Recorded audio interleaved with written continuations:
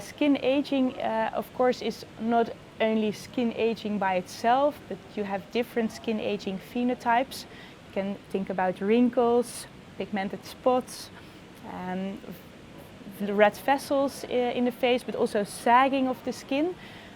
So it's a very heterogeneous phenotype. And of course there are shared risk factors, but we think there are also different risk factors per type of skin aging. We also see that not all individuals with skin aging have the same type of skin aging. In my research that I did, we focused on the differences and the similarities between risk factors and the different types of skin aging. And I think the similarities, one of the common similarity is of course sun exposure. I think that is one of the main risk factors for skin aging. It's very important in wrinkling, in pigmented spots and in red vessels that you get on the skin.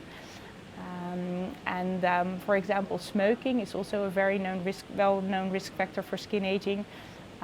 But interestingly, it doesn't affect, for example, pigmented spots, but it does affect the wrinkling and the red veins that you can get. So I think there are differences, I think a little bit less important risk factors. So smoking and sun exposure were the most important risk factors. Less important risk factors were, for example, BMI. Which influenced both wrinkling. So when you have a higher BMI, you had less wrinkling.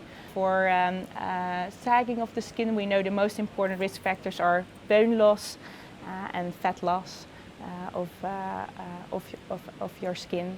We did a study on healthy diet and skin wrinkling. And we found that individuals who have a healthier diet also had less skin wrinkling. And then what is a healthy diet?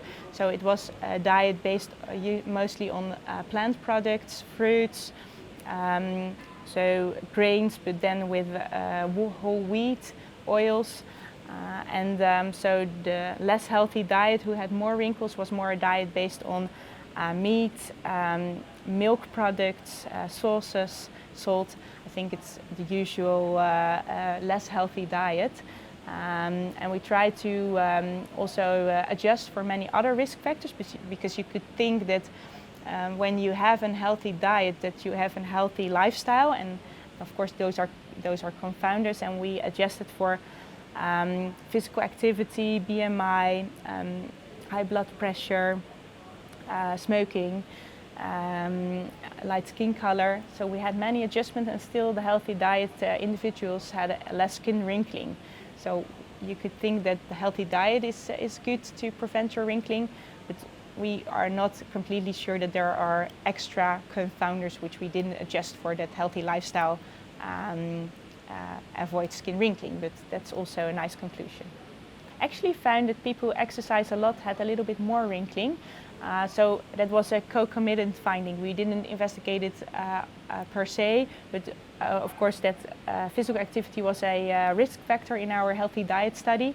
So we were wondering why that is, and we think it is due to, of course, maybe the lower BMI that people have with a higher physical activity, but also adjusted for BMI, we still saw this relationship. Maybe people who are physically active lose fat beneath the skin more than only BMI, and that is maybe the explanation that if you lose a lot of fat below the skin and you are very physically active, that also induces wrinkling. We also investigated about genetic risk factors for skin aging to see if some genes are involved in certain parts of skin aging, and I know those are things you cannot change. You have your genes, but it's interesting.